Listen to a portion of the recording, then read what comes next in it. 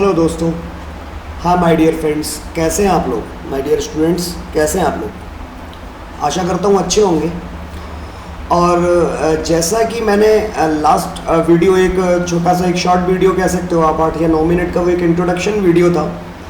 और उस वीडियो के माध्यम से मैंने आपको यही मैसेज दिया था कि मैं जल्दी ही एक ऑनलाइन प्लेटफॉर्म के माध्यम से एक कोर्स शुरू करने जा रहा हूँ। तो वो मैंने आपको बताया था कि ये जो कोर्स होगा वो यूपीएससी के लिए होगा, स्टेट पीसीएस के लिए भी होगा, और ये जो कोर्स होगा वो वनडे एग्ज़ाम के लिए भी होगा। तो ये कोर्स ऑल ओवर कवर किया जाएगा। मैं स्पेशली किसी एक ऐसा नहीं है कि मैं सिर्फ वनडे एग्ज़ाम को कवर करके चल रहा हूँ। मैं एक ऐसा पैटर्न लेके चलूँगा जिससे हर स्टूडेंट्स के लिए एक सब्जेक्ट को पढ़ना आसान हो जाएगा। और सबसे बड़ी बात ये है कि ऐसा नहीं है कि आज मैंने एक टॉपिक पढ़ा दिया, कल मैंने एक टॉपिक कोई और भी उठा लिया। नहीं, इससे क्या होगा कि आपका एक टॉपिक ना एक सब्जेक्ट में कभी कवर हो ही नहीं सकता। तो मैंने जैसे आपसे कहा था कि मॉडर्न हिस्ट्री में शुरू करूंगा, तो मॉडर्न हिस्ट्री जो मैं शुरू करने जा रहा हूं उस मॉडर्न हिस्ट्री को मैं ये भी कह सकता हूं, या कार्ल मार्क्स के बारे में आप जानते होंगे। कार्ल मार्क्स एक बहुत बड़े दार्शनिक थे और साम्यवादी विचारधारा के प्रवर्तक भी थे।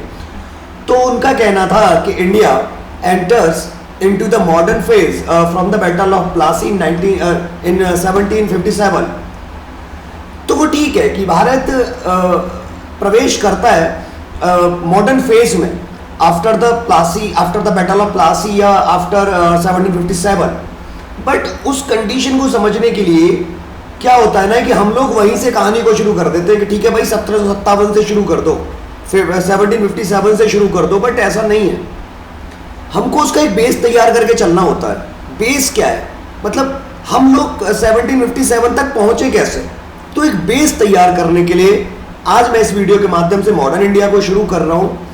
और मैं चाहता हूं कि ज़्यादा से ज़्यादा लोगों तक ये पहुंचे, क्योंकि मैं एक वो कोर्स लॉन्च कर रहा हूं, मैं एक वो कोर्स पढ़ा रहा हूं जो लोगों को पैसे दे के पढ़ना पड़ता है ना।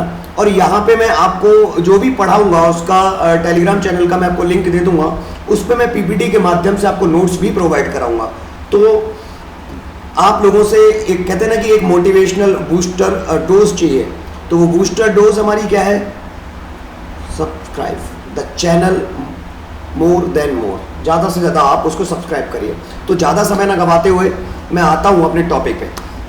तो मॉडर्न इंडिया की शुरुआत करने से पहले हमें ये समझ लेना बहुत ज़रूरी है कि मॉडर्न फेज में आने से पहले भारत में क्या कंडीशन थी। मतलब मॉडर्न फेज की शुरुआत मानी जाती है आपकी ब्रिटिश गवर्नमेंट से, कि मतलब भारत में यूरोपियन कंपनीज का आगमन होता है, वहाँ से इनको माना जाता है कि भाई भारत में ब्रिटिश गवर्नमेंट का या ब्रिटिश ईस्ट इंडिया कंपनी का आगमन हुआ और वहाँ से क्या हुआ, भारत में मॉडर्न फेज की शुरुआत हुई। लेकिन आपको ये जानना होगा, ये पता होना चाहिए कि भारत में मॉडर्न फेज आने से पहले भारत में शुरू था मुगल साम्राज्य। क्या था? पहले मुगल साम्राज्य हुआ करता था, मुगल अंपायर हुआ करता था, जो कि एक बहुत विशाल अंपायर हुआ करता था, मुगल अंपायर हुआ करता था। ठीक है ना। तो ये मुगल अंपायर, इतना बड़ा मुगल अंपायर जो बाबर के टाइम से शुरू हुआ, और अगर देखा जाए तो औरंगजेब तक चला है। चला तो बाद में भी है, औरंगजेब से भी बाद में रहा है। अगर देखा जाए तो भारत के अंतिम मुगल सम्राट बहादुर शाह जफर द्वितीय थे। लेकिन वास्तविक जो मुगल अंपायर रहा है वो औरंगजेब के शासनकाल तक रहा है। बाबर से लेकर औरंगजेब तक इतना बड़ा अंपायर यूं ही एक झटके में खत्म नहीं होता। ऐसा तो है नहीं कि भाई ये कोई पेड़ है जो एक बार में काटा और फेंक दिया। भाई ये पूरा जंगल है। मुगल साम्राज्य जो था वो एक बहुत बड़ा जंगल था। जंगल मतलब एक उपाधि ये दे रहा हूं मैं कि एक बहुत बड़ा अंपायर था, ये बहुत बड़ा अंपायर।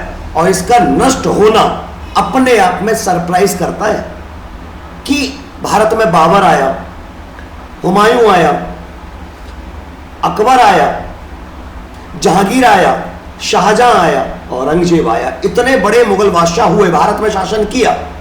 लगभग लगभग अगर मुगलों ने अगर शासन काल हम देखा जाए तो 1236 साल भारत में शासन किया है। कितना किया है? 1236 साल।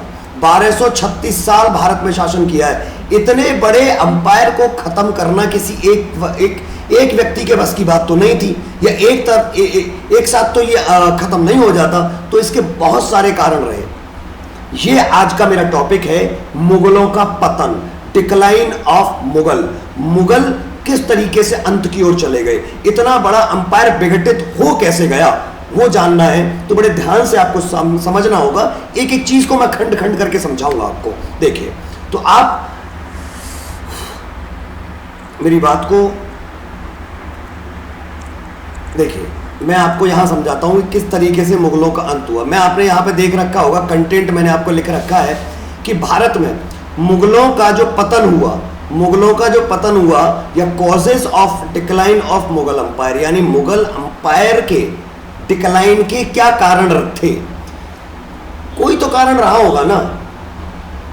मैं आपके सामने आज यहां पढ़ा रहा हूं, कोई तो कारण है। आप पढ़ोगे, कोई तो कारण है।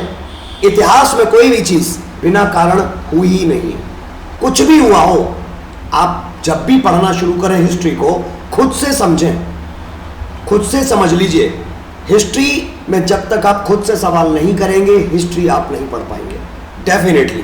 तो इतिहास पढ़ते समय खुद से सवाल करो, क्यों? क्योंकि हर कहानी के पीछे कोई ना कोई कारण जरूर होता है। तो मुगलों के डिक्लाइन के पीछे भी कोई ना कोई कारण रहा होगा।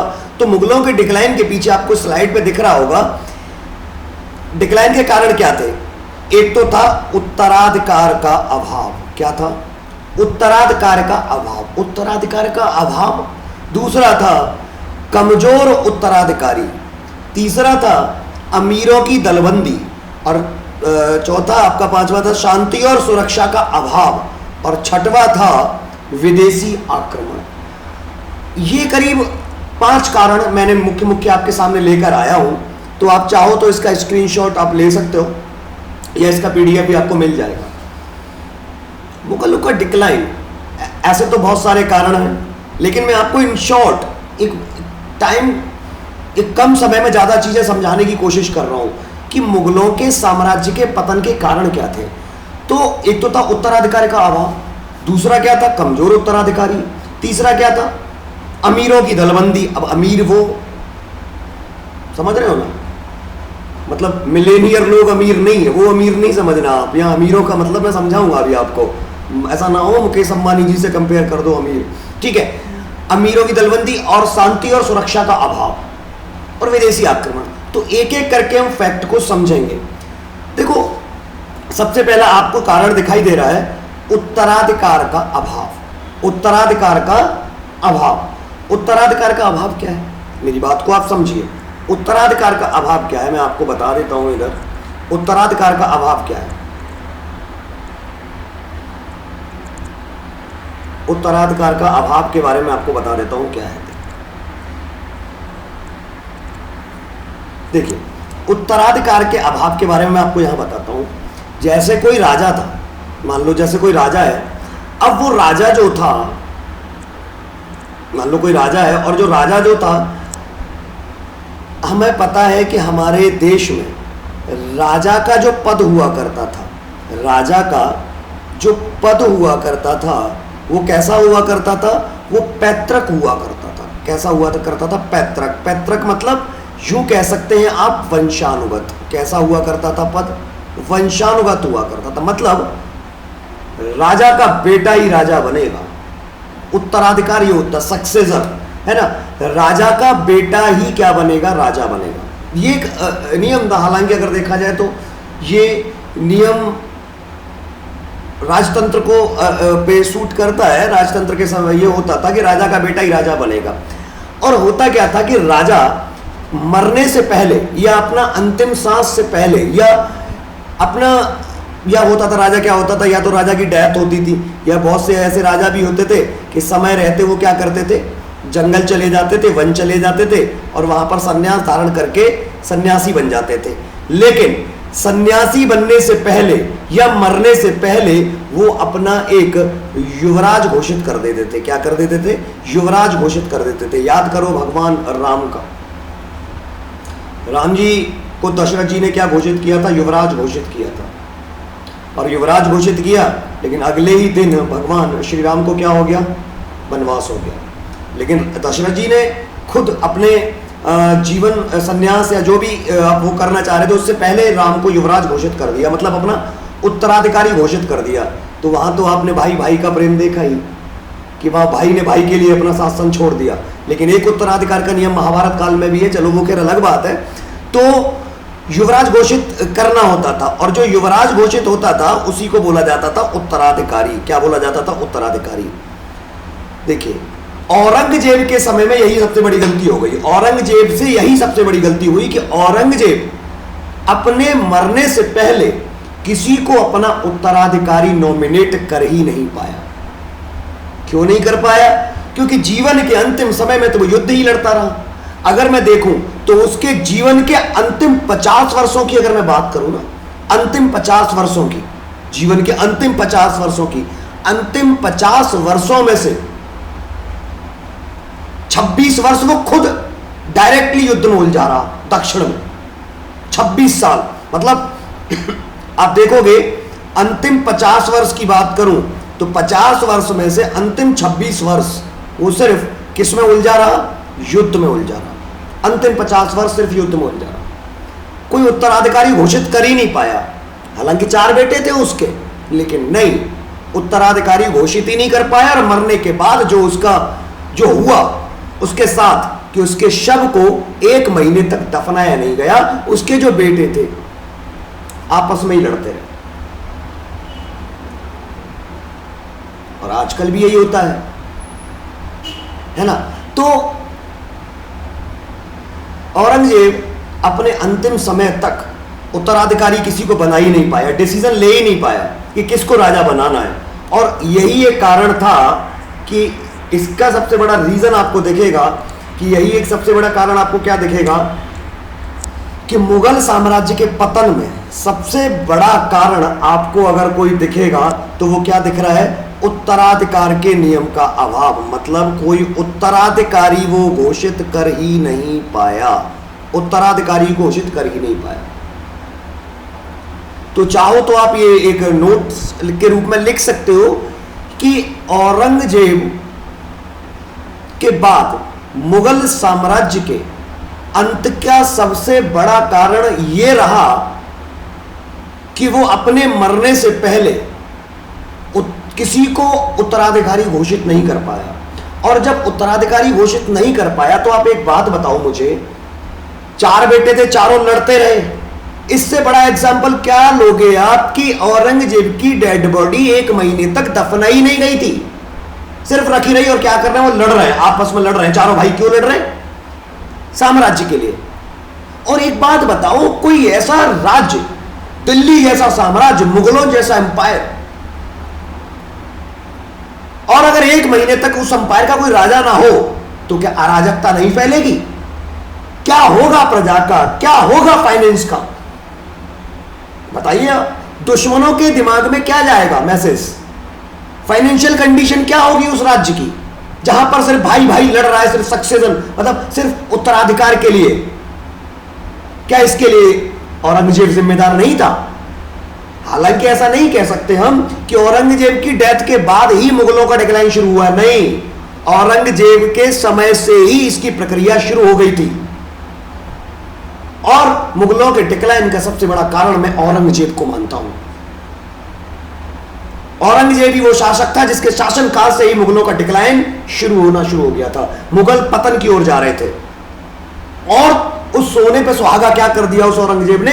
मरने से पहले किसी को उत्तराधिकारी घोषित किया ही नहीं। और इसका कारण, इसका रिजल्ट क्या रहा कि 1 महीने तक डेड बॉडी रखी रही और पूरे साम्राज्य में अराजकता फैल गई। और जब अराजकता फैलेगी तो आप खुद सोचो, क्या जो दुश्मन थे, जो उसके शत्रु थे, या जो राज्य मुगलों से अलग होना चाहते थे, क्या वो स्वतंत्र नहीं हो जाएंगे? और हुआ भी यही, स्वतंत्र हुए।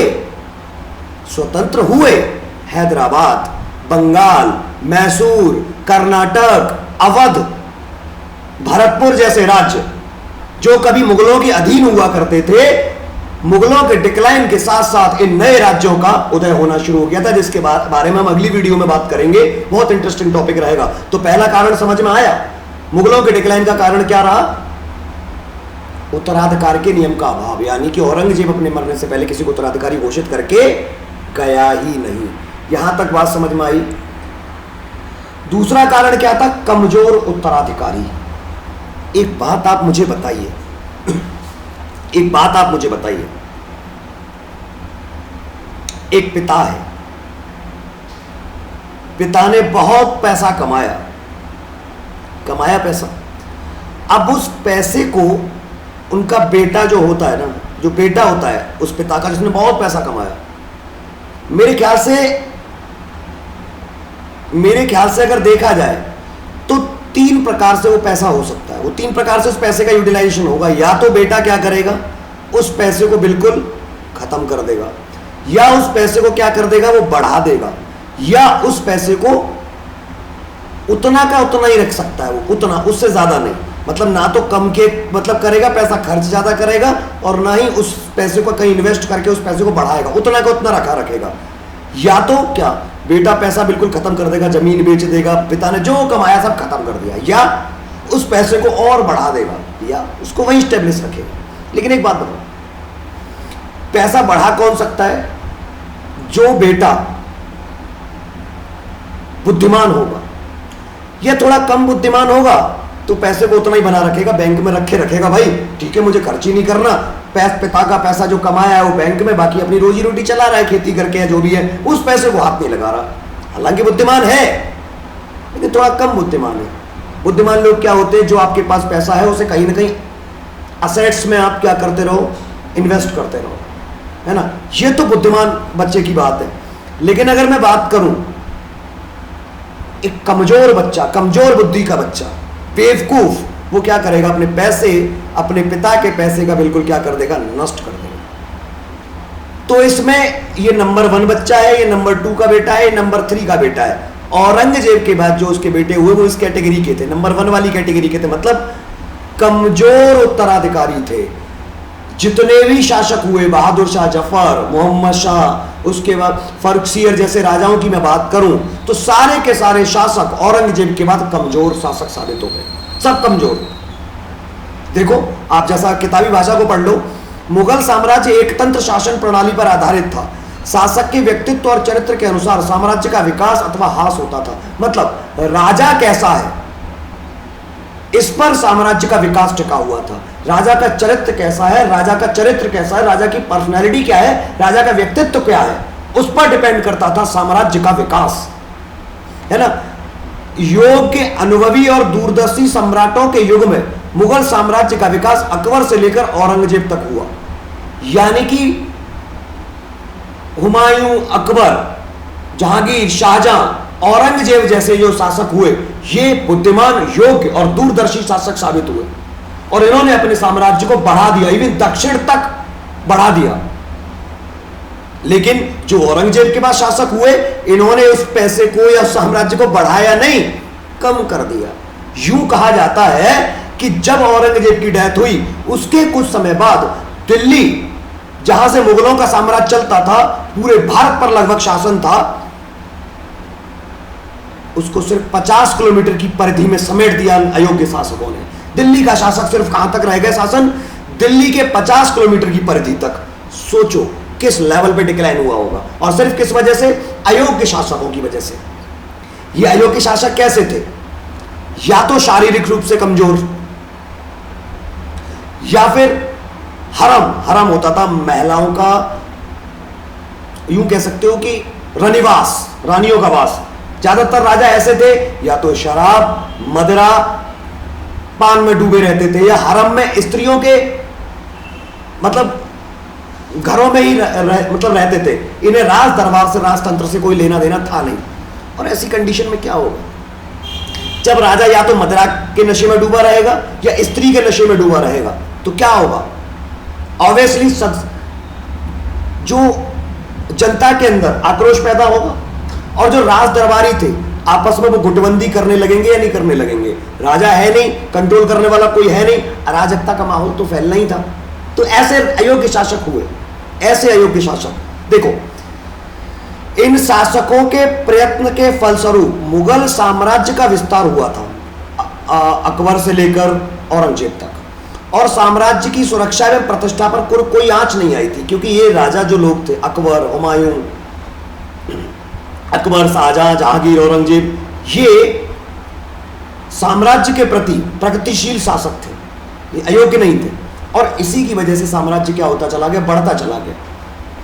ठीक है। औरंगजेब की मृत्यु के बाद बहादुर शाह जफर जो राजा बने प्रथम, बहादुर शाह जफर जो प्रथम थे राजा बने, से लेकर बहादुर शाह जफर द्वितीय तक, यानी कि 1707 से लेकर 1757 तक, वैसे जो 1857 तक, कहां तक, 1857 तक, इन सालों में सभी मुगल शासक नामधारी शासक रह गए थे, सिर्फ नाम के शासक, शासकों वाले कोई काम नहीं थे उनके। उनमें योग्यता, दृढ़ इच्छा शक्ति और दूरदर्शिता का अभाव था। मैंने बताया ना, मदिरापान, नृत्य देखना, जिसे कह सकते हैं इन शॉर्ट अय्याशी, पूरे दिन हरम में पड़े रहना, औरतों के साथ निवास में रहना, राज दरबार से कोई लेना देना नहीं। तो ऐसे शासकों को आप क्या कहोगे, अयोग्य नहीं कहोगे तो क्या कहोगे, ये अयोग्य शासक ही तो थे। अब वह जो औरंगजेब था अपने पुत्रों को अविश्वास की दृष्टि से देखता था। अच्छा हाँ, औरंगजेब की ये भी एक बहुत बड़ी समस्या थी, शंकालु बहुत था, मतलब डाउट बहुत करता था हर आदमी पे। आजकल होता है ना डाउट, डाउट कहाँ रहते हैं, किससे बात कर रहे थे, कहाँ बात कर रहे थे, उस टाइप का डाउट। ये भी बड़ा डाउटफुल आदमी था, पूरा डाउट में ही रहता था। अपनी पत्नी पे का तो उसका तो नहीं पता, अपनी पत्नी पे डाउट करता था, नहीं करता था, लेकिन हाँ अपने बच्चों पे पूरा डाउट करता था। ये कैसा, उसे ये लगता था ये बेवकूफ है, गधे, ये कुछ नहीं कर सकते, उन पे विश्वास ही नहीं करता था, हर काम अपने तरीके से हैंडल करता था औरंगजेब। और ये इसकी प्रॉब्लम आगे इसके सामने ही आके प्रॉब्लम बनेगी, देखना। देखिए, व्यवहारिक ज्ञान, कूटनीति और युद्ध कला की शिक्षा देने के बदले मुगल शहजादा शाही दरबार में रहकर देखो राग रंग में लिप्त रहे। मतलब ये जो राजा थे, युद्ध कला, कूटनीति में इनका कोई इंटरेस्ट नहीं था। औरंगजेब के बाद जो भी राजा रहे, वो सिर्फ, समझ रहे ना, अय्याशी में लिप्त रहे। यही कारण था कि औरंगजेब के बाद मुगल वंश में कोई योग्य शासक नहीं हुआ जो विघटनकारी तत्वों पर नियंत्रण रखकर मुगल साम्राज्य को पतन से बचा सकता। देखो, पहला कारण मैंने आपको बताया मुगलों के साम्राज्य के पतन का, क्या था, उत्तराधिकार के नियम का अभाव। यानी कि औरंगजेब ने मरने से पहले, एक बार मैं रिपीट कर दे रहा हूं, औरंगजेब के मरने से पहले औरंगजेब ने खुद का कोई उत्तराधिकारी युवराज निश्चित किया ही नहीं था। और उसका परिणाम क्या रहा कि जब कोई युवराज घोषित ही नहीं किया गया तो औरंगजेब की मृत्यु होने के बाद 1 महीने तक डेड बॉडी सिर्फ बिना दफनाई रखी रही और चारों पुत्र आपस में लड़ते रहे। और जिसकी वजह से क्या हुआ, राज्य में अराजकता फैल गई, विरोधी तत्व एक्टिव हो गए, उनके दुश्मन जो शत्रु पक्ष था वो एक्टिव हो गया। और उसके बाद चलो राजा बन भी गए, ले दे के, खींच खांच के, खदेड़ा खदेड़ी करके, चलो जैसे तैसे राजा बन भी गए। और बना कौन, बहादुर शाह जफर प्रथम। औरंगजेब की डेथ के बाद राजा बनता है बहादुर शाह जफर प्रथम। अरे बहादुर शाह जफर की तो छोड़ो, जो 1707 में बना राजा, मैं कह रहा हूं 1707 से लेकर 1857 तक, 1857 की जो क्रांति हुई थी वहां तक तकरीबन कई राजा बने होंगे, आप खुद देख लो, लेकिन एक भी योग्य शासक नहीं, सब निकम्मे, सब निकम्मे। कैसे निकम्मे, अय्याश, आमोद प्रमोद में लिप्त रहना, मदिरापान करना, हरम में स्त्रियों के साथ निवास में रहना, राजनीति, कूटनीति, युद्ध कला, संस्कृति से उन्हें कोई मतलब था ही नहीं। और उसका परिणाम क्या हुआ कि जो दिल्ली साम्राज्य कभी दक्षिण तक फैला हुआ था, अशोक के बाद अगर किसी ने सबसे बड़ा साम्राज्य स्थापित किया है तो मुगलों ने। और वो साम्राज्य सिर्फ कहां तक सिमट के रह गया, सिर्फ 50 किलोमीटर की दिल्ली की परिधि तक। सिर्फ किस वजह से? उत्तराधिकार के नियम ना होने की वजह से और अयोग्य उत्तराधिकारी होने की वजह से। समझ रहे हैं आप? इसकी वजह से वो विघटन की ओर चला जाता है। बात आपको समझ में आई? अब तीसरा पॉइंट है अमीरों की दलबंदी। अमीर कौन? सबसे बड़ा मुद्दा है दोस्तों, अमीर कौन? मुकेश अंबानी, माफ करना सर, मुकेश अंबानी जी, रतन टाटा जी, ऐसे अमीर मान सकते हो। बट ये अमीर जो होते थे, बेसिकली छोटे शब्दों में समझो, राजा के मोस्टली राज दरबारी हुआ करते थे। कौन हुआ करते थे? राजा के राज दरबारी। एक्चुअली क्या होता था, इन अमीरों की अपनी खुद की सेना होती थी। अमीर क्या करते थे? अमीरों के पास अपनी खुद की सेना होती थी, है ना, और राजा को जरूरत पड़ने पर ये अमीर लोग राजा को अपनी सेना देते थे। अगर देखा जाए तो राजा जो फलता फूलता था वो किसके दम पे फलता फूलता था? अमीरों के। अमीर खुश तो राजा खुश। अगर अमीर दुखी हो गए तो फिर राजा दुखी होने में टाइम नहीं लगेगा, क्योंकि अमीरों के ऊपर ज्यादातर राजतंत्र टिका होता था। क्योंकि एक तो वो राज दरबार में प्रमुख प्रतिभागी होते थे। अगर देखा जाए तो अमीरों के पास सेना होती थी। कई कई अमीर होते थे एक राज्य में, अमीरों के पास एक सेना होती थी।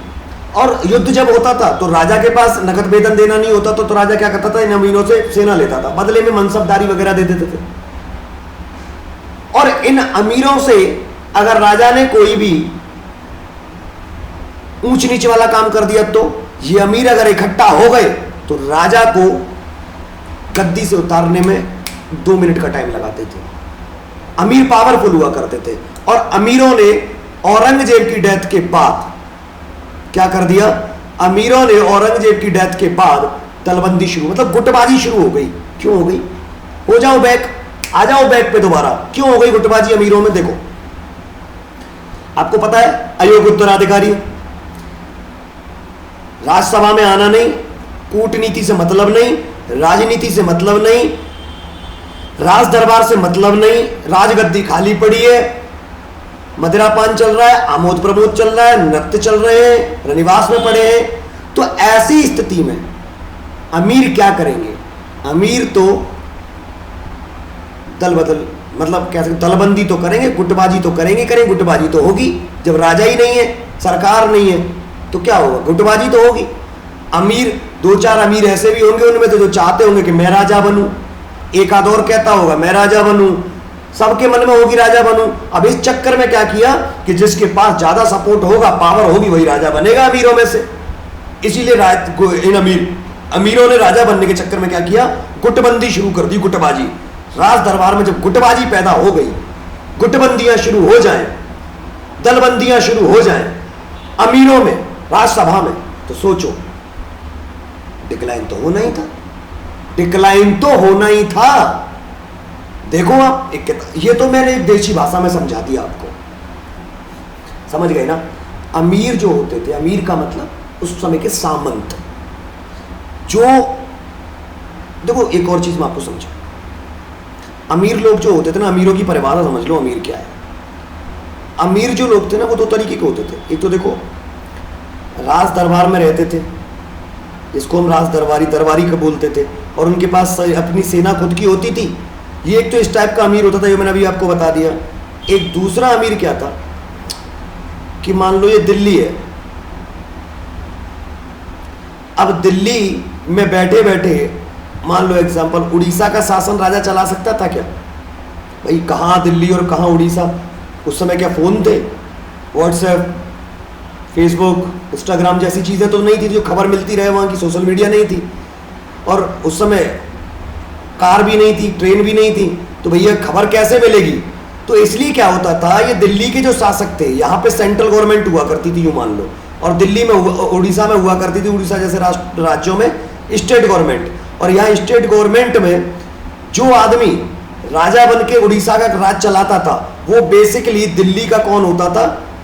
सामंत होता था, अमीर होता था, अमीर बोलते थे इसको। तो दो तरीके के अमीर हो गए, एक तो राज दरबार में सेना जिनके पास होती थी वो अमीर, जिन जो मनसबदारी लेते थे वो अमीर, और एक जहां मुगलों का साम्राज्य दूर दूर तक फैला हुआ था, उन राज्यों उन शहरों का जो कंट्रोल राजा दिल्ली से औरंगजेब दे देता था कि हाँ भाई तुम मेरी तरफ से वहां शासन करोगे जाओ, लेकिन हर चीज की रिपोर्ट मुझे चाहिए। तो बेसिकली वो शासन तो वहां कर रहा है, लेकिन किसके अधीन काम कर रहा है? औरंगजेब के। तो औरंगजेब का वो कौन है? सामंत है। वो कौन है?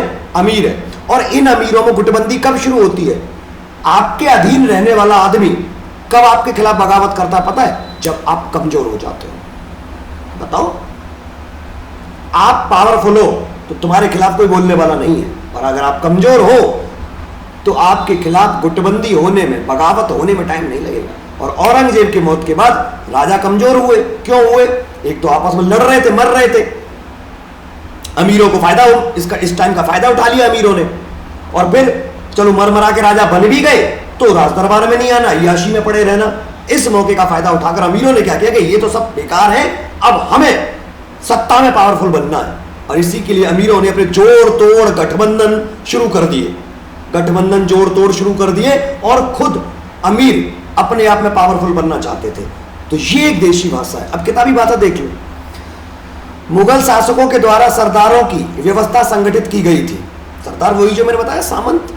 योग्यता के आधार पर सरदारों की नियुक्ति होती थी, जैसी जिसकी योग्यता वैसा सरदार बनाया जाए। सरदार देश के अंदर के भी थे और कुछ विदेशी भी थे, है ना। मुगल साम्राज्य का निर्माण, विस्तार और प्रशासनिक संगठन को सुदृढ़, मजबूत और व्यापक बनाने में सरदार वर्ग की भूमिका बहुत महत्वपूर्ण होती थी। प्रारंभ में सरदार मुगल सम्राटों के प्रति भक्ति का भाव रखते थे और उन पर सम्राट का पूर्ण नियंत्रण रहता था, राजा पूर्ण नियंत्रण रखता था। मुगल दरबार में दलबंदी जहांगीर के शासनकाल से प्रारंभ हुई थी। उस समय दलबंदी के परिणाम स्वरूप मुगलों के हाथ से कंधार निकल गया था। कंधार समझ रहे हो? आज का काबुल वाला जोन, अफगानिस्तान में जो काबुल है ना, वो कंधार कहा जाता है। शाहजहां और औरंगजेब के शासनकाल में भी अमीरों के बीच परस्पर ईर्ष्या और फूट के भाव थे, जो युद्ध भूमि में कभी कभी स्पष्ट हो जाते थे, लेकिन ये इतने ज्यादा उभर नहीं पाए थे। गुटबंदियां तो चल रही थी, लेकिन उतने ज्यादा उभर नहीं पा रहे थे। क्यों नहीं उभर पा रहे थे? क्योंकि दिल्ली पर मुगल सम्राट जो था एक मजबूत शासक था, वो इनको विद्रोह को आसानी से दबा देता था, उनके प्रति डर भी था। लेकिन जब शासक ही कमजोर हो गया हो तो बूम तो निकलेगा ही, ब्लास्ट तो आएगा ही बाहर। और अब तक वो जो अमीर दबा दिए जाते थे, कमजोर शासक मिलते ही वो बूम कर गया, ब्लास्ट कर गया, और अमीरों की दलबंदी ने मुगलों के डिक्लाइन के एक प्लेटफॉर्म को, एक ट्रैक को तैयार कर दिया। तो एक ये कारण आपको समझ में आया। इसके अलावा अब बात करते हैं हम शांति सुरक्षा का अभाव। शांति सुरक्षा का अभाव ये क्या है? तो इसको पहले किताबी भाषा समझ लो, आप देख लो। मुगल साम्राज्य के पतन का एक कारण शांति और सुरक्षा का अभाव था। मुगल साम्राज्य की स्थापना सैनिक शक्ति के बल पर हुई थी। भाई बाहर से आए थे ये लोग और भारत को इन्होंने जीता, यहाँ युद्ध लड़े, तो सैनिक शक्ति के बल पर ही तो लड़े होंगे। कि गदाधारी भीम थे जो अकेले इन्होंने सेना का सेना खत्म कर दी, इनके पास सैनिक पावर थी, और सैनिक पावर होते हुए ही तो भारत में युद्ध लड़के इन्होंने भारत में शासन किया। और जनता में कभी कभी विद्रोह भी होते थे, तो इनको दबाया भी किसके दम पे जाता था? सेना के दम पे। सेना अच्छी थी इनकी। बाबर और हुमायूं को भारतीय जनता विदेशी मानती थी, बाबर और हुमायूं को मानती थी, परंतु अकबर ने राजपूतों के साथ वैवाहिक एवं मित्रता का संबंध कायम करके आम लोगों के बीच मुगलों के प्रति स्नेह और सद्भावना के बीच अंकुरित कर दिए। मतलब अब वो भारत में घुलना शुरू हुआ अकबर, है ना। ये हो गया यहां तक पूरा। परंतु औरंगजेब की अदूरदर्शिता, औरंगजेब ऐसा नहीं था। जिन अकबर ने राजपूतों को अपना मित्र बनाया था, इस औरंगजेब ने, क्योंकि आपको पता ही है औरंगजेब की नीति या औरंगजेब की जो, आप कह सकते हो औरंगजेब का जो व्यवहार था वो कट्टर इस्लामिक था। उसने मंदिर तोड़वाए, जबरन धर्मांतरण करवाया गया। वो औरंगजेब की, अकबर की तरह धार्मिक सहिष्णु नहीं था। सब धर्म को एक समान नहीं देखता था, हट धर्मी था। अब जब वो कट्टर मुसलमान था, कट्टर सुन्नी मुसलमान, सियाहों से भी नफरत थी उसे, तो ऐसा आदमी कभी राजपूतों के साथ संबंध अच्छे रख सकता है? और भारत में मुगलों की नींव खड़ी ही राजपूतों के दम पे हुई थी, और उन्हीं राजपूतों ने मुगलों को सत्ता पे बिठाया था, और उन्हीं राजपूतों से दुश्मनी लेना औरंगजेब को तो भारी पड़ेगा ही पड़ेगा। तो देखिए आप, अदूरदर्शिता और संदेशशीलता प्रवृत्ति के कारण पुनः भारतीय जनता का एक बहुत बड़ा भाग मुगलों का विरोधी बन गया। और ये बहुत बड़ा भाग पता है कौन था? ये बहुत बड़ा भाग राजपूत ही थे, यूं समझ लो। अकबर ने तो वैवाहिक संबंध और मित्रता से राजपूतों को अपना मित्र बनाए रखा या संबंधी बनाए रखा, क्योंकि वो सारे धर्मों को मानने लगा था। लेकिन औरंगजेब ना भाई ना, कट्टर सुन्नी मुसलमान, और इसी कट्टरता के लिए मस्जिदों का निर्माण करवाया गया, मंदिरों के खंडरों पर जबरन धर्मांतरण करवाए गए, जबरन धर्मांतरण करवाए गए। और ये मैं नहीं कह रहा हूं, मैं आपको बता देता हूं कि अगर आपको पढ़ना है तो मैं आपको एक किताब बता देता हूं, आप पढ़ सकते हैं। डॉक्टर वीडी महाजन इस बात को कहते हैं, वीडी महाजन, आप देख सकते हैं। ये किताब आपसे खुद ब खुद कह रही है कि किस तरीके से औरंगजेब ने धार्मिक असहिष्णुता की नीति को अपनाया। ये आगे बात करेंगे।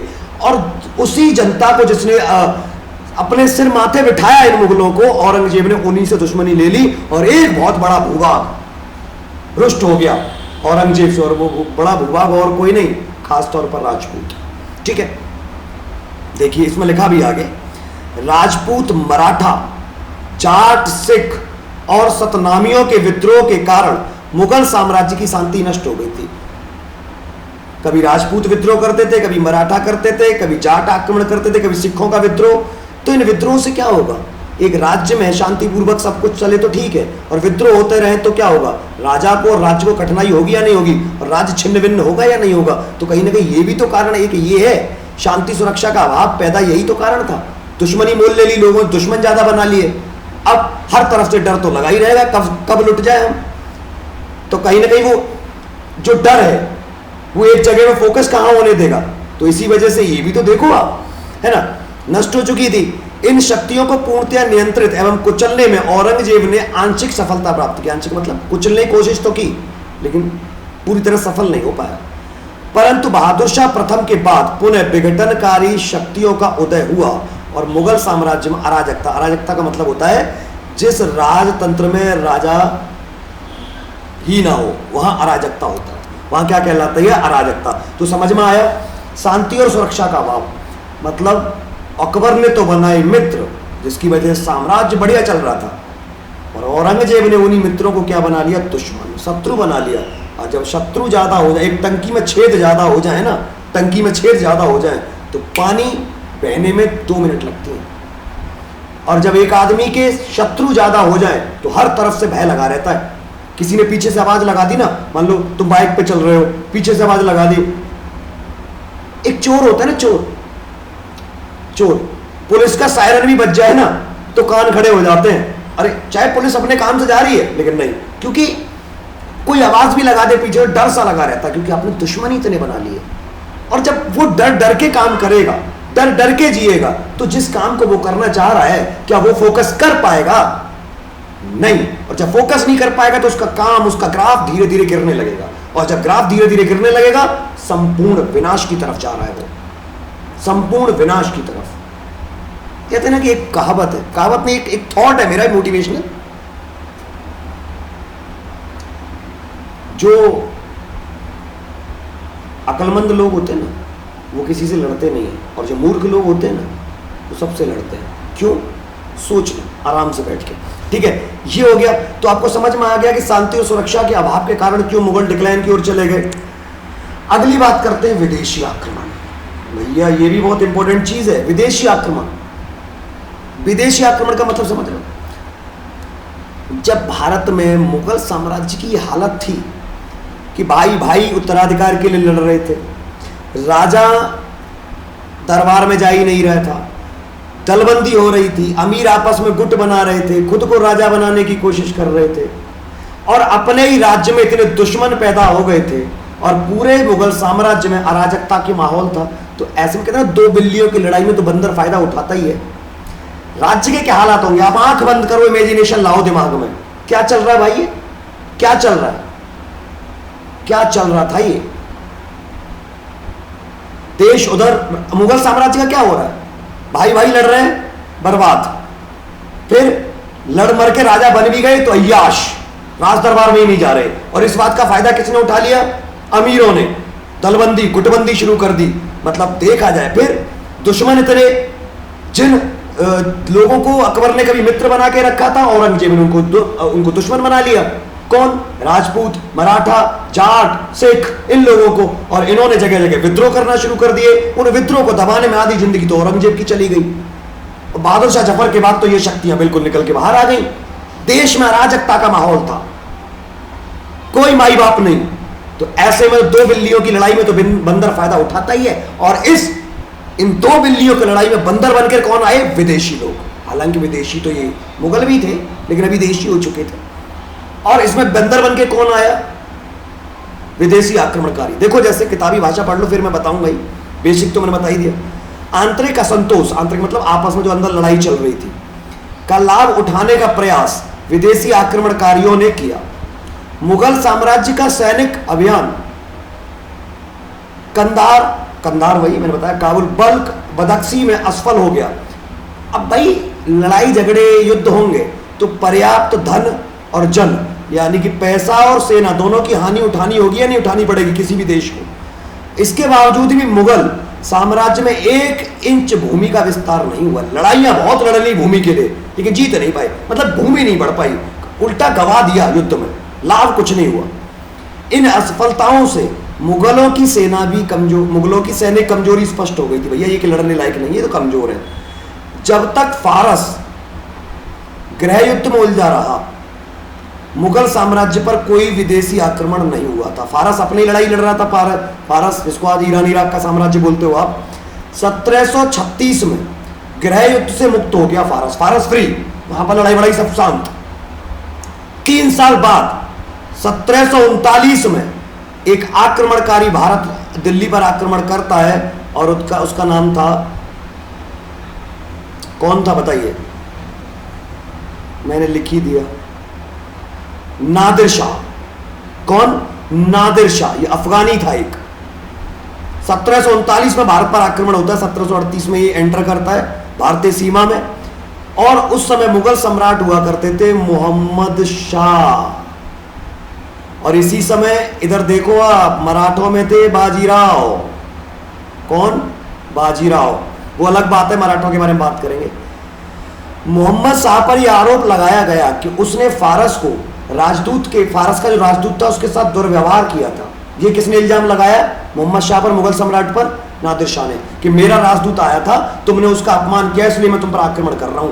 बेसिकली ये तो बहाना था, फायदा तो कुछ और ही उठाना था, साम्राज्य को जीतना था, है ना। उसने इसके बाद और नादिर शाह के साथ हुई प्रतिज्ञाओं की अवहेलना की है, ये आगे मैं डिटेल में बताऊंगा। तो नादिर शाह को काबुल लेकर पंजाब तक आने में कोई कठिनाई नहीं हुई। और विलासी और अकरमंड, मतलब वही अय्याश मोहम्मद शाह की आंखें तब खुली जब पानीपत से वो सिर्फ 20 मील दूर करनाल तक पहुंच गया। करनाल आज हरियाणा में, करनाल तक पहुंच गया। और 1739 में मुगल सेना को बुरी तरह से पराजित कर दिया। और मतलब जो मुगलों का बचा कचा मुखौटा बचा था ना, उसको भी नष्ट कर दिया। जो थोड़ी बहुत बच गई थी ना मुगल, सब खत्म कर दिया। और इसमें नादिर शाह का साथ पता है कौन देंगे, थोड़े बहुत वही जो शत्रु बन गए थे, वही जो अमीर थे, क्योंकि वो नादिर शाह का साथ देंगे। अब देखो इसमें लिखा हुआ, कुछ विरोधी तत्वों ने नादिर शाह की मृत्यु की झूठी खबर फैलाकर कुछ फारसी सैनिकों को मार डाला। क्रोधित नादिर शाह ने दिल्ली में कत्लेआम की आज्ञा दे दी। बहुत बड़ा कत्लेआम हुआ था, है ना, बहुत बड़ा कत्लेआम हुआ था, है ना।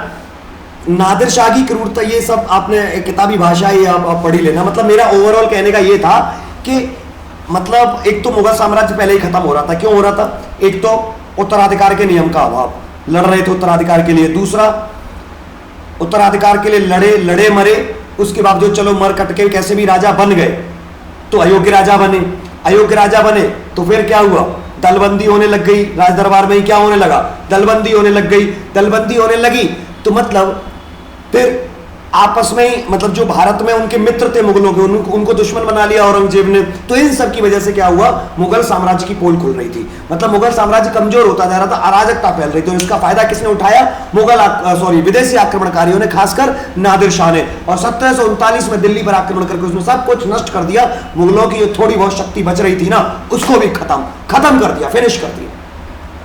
तो ये भी एक कारण आपका मुगलों के नष्ट होने का रहा। यहां तक अब बात आपको समझ में आई या नहीं आई? देखिए, तो ओवरऑल मेरे ख्याल से भी एक स्पष्ट तौर पर आपको समझ में आ गया होगा। इसके बाद मैं आपको बताने जा रहा हूं, अभी कुछ ज्यादा, ये एक सिर्फ मैं आपके लिए प्लेटफॉर्म तैयार कर रहा हूं, सिर्फ एक प्लेटफॉर्म। मैं अभी आपको मॉडर्न फेस में नहीं लेके गया हूं, मैं सिर्फ एक प्लेटफॉर्म तैयार कर रहा हूं, तो उस प्लेटफॉर्म को समझो। अभी आपने जो स्लाइड में देखा, इसको इन शॉर्ट ये समझ लो, मुगल साम्राज्य क्यों पतन की ओर गया? पहला कारण, उत्तराधिकार का नियम नहीं था, मतलब औरंगजेब उत्तराधिकारी नहीं बना के गया, लड़ मर के कैसे भी कोई एक बच गया, बहादुर शाह जफर प्रथम वो राजा बन गया। राजा भी ऐसे बने फिर अयोग्य, अय्याश, अकर्मण्य। और इस बात का फायदा किसने उठाया? राज दरबार के अमीरों ने, उन्होंने दलबंदी शुरू कर दी। और औरंगजेब की धार्मिक नीति से क्या हुआ कि जो कभी मित्र थे वो शत्रु बन गए, और आपस में ही, देश में ही उनके लिए संकट पैदा हो गया, डर का माहौल पैदा हो गया मुगलों के लिए। और इसकी वजह से पूरे साम्राज्य में क्या हो गया? अराजकता का माहौल, हाहाकार सा बीतने लगा, कोई सुनने वाला नहीं। और इसका फायदा किसने उठाया? 1739 में अफगानी शासक नादिर शाह ने। और जो बचों कुछ ताकत थी सब नष्ट कर गया नादिर शाह। यहां तक समझ में आई? देखो, ये तो मैं आपको बता ही चुका हूं। औरंगजेब के अयोग्य उत्तराधिकारी, देखो नाम मात्र के सम्राट थे, जैसे कौन? औरंगजेब के बाद उसका मुअज्जम बहादुर शाह के नाम से आगरा की गद्दी पर बैठा। उसमें शासनात्मक क्षमता की कमी थी, वह हिंदू तथा राजपूतों के प्रति उदार तो था, परंतु ऊपर से दुर्बल तथा वृद्ध था, बूढ़ा था। उसका पुत्र जहांदारा शाह भी कमजोर शासक सिद्ध हुआ। परिणाम स्वरूप उसका भाई फर्रुखसियर उसी की हत्या करके स्वयं गद्दी पर बैठ गया। यहाँ पर एक सीन आएगा सैयद बंधु, वो आगे पढ़ाऊंगा मैं आपको सैयद बंधुओं के बारे में, ठीक है? ये जो सैयद बंधु थे दिल्ली में, सैयद बंधु जो थे दिल्ली में किंग मेकर की भूमिका में थे। ये किसकी, इनका इतिहास में कल पढ़ाऊंगा, स्पेशली सैयद बंधुओं के बारे में, है ना? अगले क्लास में आपको सैयद बंधुओं के बारे में पता चलेगा। मुगल सरदारों में पारस्परिक भेदभाव, वही अमीरों का दलबंदे होना, तो ये मैं आपको पढ़ा ही चुका हूं, ठीक है? इसके अलावा मनसबदारी प्रथा में बार बार परिवर्तन, निरंकुश शासन, ये आप स्क्रीनशॉट ले सकते हैं, किताबी भाषा है ना? मनसबदारी प्रथा में बार बार परिवर्तन, निरंकुश शक्ति पर आधारित साम्राज्य, मतलब देखो निरंकुश शक्ति, मुगल साम्राज्य के अधिकांश शासक निरंकुश थे, मतलब जिनके ऊपर कोई अंकुश ही नहीं था। उन्होंने न तो मंत्रिमंडल के परामर्श से काम किया, न जनता की इच्छा पूरी की, वो एकमात्र सैनिक शक्ति पर आधारित थे, है ना? इससे जन कल्याणकारी कार्यों को उपेक्षा की गई। सत्ता तथा शक्ति पर आधारित राज्य कब तक चलता बताओ भाई? राजा तब तक बना रह सकता है जब तक वो जनता के लिए भला बना रहे, जनता के लिए काम करे। लेकिन मुगलों के अंतिम शासकों ने जनता के लिए कोई भला काम नहीं किया, अपने डर के बदौलत शासन चलाते रहे, जिसकी वजह से कहीं ना कहीं देश राज्य की दुर्गति हुई। डर से कब तक शासन चलेगा, ठीक है? मनसबदारी प्रथा में बार बार परिवर्तन, तो इस क्लास को मैं यहाँ से कल कंटिन्यू करूँगा, क्योंकि एकदम आज बहुत ज़्यादा हो जाएगा। यहाँ से मैं कल बताऊँगा मनसबदारी प्रथा में बार बार परिवर्तन जो हुआ, है ना? ओवरऑल अभी अगर हालांकि देखा जाए तो अभी इतने ही टाइम की क्लासेस और बची हैं, तो इनको अगर हम देखेंगे तो कल से पढ़ेंगे मनसबदारी प्रथा में बार बार परिवर्तन, इसको हम कल पढ़ेंगे। तब तक आप इस वीडियो के माध्यम से ये चीज़ें आप समझते रहिए, देखते रहिए, क्योंकि ये मैंने आपको आज एक बेस बताया है। अभी तो मैं मॉडर्न हिस्ट्री पे आया भी नहीं हूँ, मैं सिर्फ ये बता रहा हूँ कि किस तरीके से मुगल साम्राज्य का पतन हुआ था। तो देखो, उंगलियों पे पता चल गया होगा। पहला कारण मुगल साम्राज्य के अंत होने का, इतना बड़ा अंपायर था, खत्म कैसे हो गया? पहला कारण कि भैया उत्तराधिकार का कोई नियम नहीं, औरंगजेब मरने से पहले किसी को उत्तराधिकारी नहीं बना के गया, जिसकी वजह से मरने के बाद उसके बेटों में आपस में युद्ध हुआ, लड़ते लड़ते मरते रहे एक डेढ़ महीने, लड़ लड़ा के एक राजा बन भी गया मुअज्जम, जिसका नाम बाद में बहादुर शाह जफर की उपाधि इसने धारण की। बहादुर शाह जफर हो या उसके बाद और भी राजा बने हो, सम्राट बने हो, सब अयोग्य, सब अयोग्य। राज दरबार में आना नहीं, कूटनीति से कोई मतलब नहीं, राजनीति से कोई मतलब नहीं, राज दरबार से कोई मतलब नहीं। कहां? रनिवास में, नृत्य में, आमोद प्रमोद में, डांस वगैरह, वही बार बार वाला सिस्टम आप लोगों का है ना, वहां रनिवास में। और भाई जब राजा महीनों सालों राज दरबार में नहीं जाएगा तो क्या होगा? जो राज दरबार के अमीर लोग थे या जो मुगलों के सामंत थे वो तो विद्रोह करेंगे। विद्रोह तो नहीं, एक गुटबंदी शुरू कर दी, षड्यंत्र शुरू हो गए। तो ये कारण रहे। इसके अलावा जो कभी अकबर के समय में मित्र हुआ करते थे, राजपूत, जाट, सिख, इनको औरंगजेब ने दुश्मन बना लिया। क्योंकि देखो अकबर, बाबर और हुमायूं को भारतीयों ने कभी भारतीय नहीं माना, क्योंकि ये मुस्लिम आक्रमणकारी और आक्रांताई रहे ये भारत में। लेकिन अकबर की कुछ धार्मिक सहिष्णुता की जो नीति थी, धार्मिक सहिष्णुता की जो नीति थी, इस नीति की वजह से अकबर अपने शासन को सुदृढ़ कर पाया था। और वो सुदृढ़ भी लड़ाई झगड़े करके नहीं, युद्ध तो बहुत कम किए अकबर ने, कि ये तो है, लेकिन उसने मित्रता और संबंधों पर ज्यादा ध्यान दिया। राजपूतों के साथ उसके वैवाहिक संबंध भी थे, इसकी वजह से वो भारत में एक विशाल साम्राज्य की स्थापना कर सका। लेकिन औरंगजेब ने धार्मिक असहिष्णुता की नीति को अपनाया और सब कुछ खत्म कर दिया। मतलब अपने दोस्तों को, अपने मित्रों को शत्रु बना दिया, जिसकी वजह से क्या हो गया? आप उसे भय लगने लगा। और मैंने आपको बताया कि जहां डर होगा सफलता वहां होगी नहीं। डर की वजह से एक माहौल क्रिएट हो गया, डर वाला, देश में ही डर का माहौल। और फिर उसके बाद क्या हुआ? इस बात का फायदा किसने उठा लिया? विदेशी आक्रमणकारियों ने। 1736 तक तो कोई आक्रमण हुआ ही नहीं, क्योंकि फारस अपने गृह युद्ध में ही उलझा हुआ था। 1738 में आक्रमण दिल्ली में एंटर होता है, कौन? अफगानी शासक नादिर शाह। 1739 में जो बची कुछ ताकत थी सबको नष्ट कर दिया। मुगलों का पतन देख रहे हो, प्लेटफॉर्म बढ़ता चला जा रहा है। और आगे क्या कारण रहेंगे, इसके लिए मैं आगे अगली क्लास में बात करूंगा। और हाँ, जैसे ये टॉपिक खत्म होगा, इससे रिलेटेड एक क्वेश्चन सीट भी मैं बनाऊंगा। एक क्लास हमारी सिर्फ क्वेश्चंस को लेकर होगी, क्वेश्चन आंसर एनालाइज को लेकर होगी, कि आपने पूरा 2-3 टॉपिक जो देखे उसमें क्या सीखा। तो ये मुगलों का पतन जो था आज मैंने आपको बता दिया। बाकी अगली क्लास में, कल की क्लास में मैं आपको बताऊंगा कि मुगलों के पतन के और क्या क्या कारण रहे। ठीक है, okay, thank you so much. और हाँ, motivational booster dose, subscribe, like and share करोगे तो औरों को भी फायदा होगा, है ना। और मुझे भी थोड़ा सा कितना इंजेक्शन, बूस्टर डोज मिलेगी। तो आई होप आप इसे देखिए। जो भी चीज़ें ना समझ में आए कमेंट में मुझे बताइए। बाकी मैं आपके लिए नोट्स PDF में मैं अरेंज करूँगा, मैं आपको डालूंगा। और जहाँ आप PDF से जुड़ सकते हैं, पहले आप चैनल से जुड़ो। PDF में नोट्स, करंट अफेयर का मुद्दा भी लाया करूँगा मैं वीकली, न्यूज़पेपर एनालाइज। अभी तक करंट अफेयर आपने पढ़े होंगे फैक्ट में कि भारत में इतनी रामसर साइट है।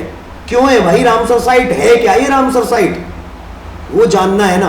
तो ये एनालाइज में डीप में करंट अफेयर में हम बात किया करेंगे, पूरा न्यूज़पेपर एनालाइज। ओके, तब तक के लिए धन्यवाद, thank you so much, bye.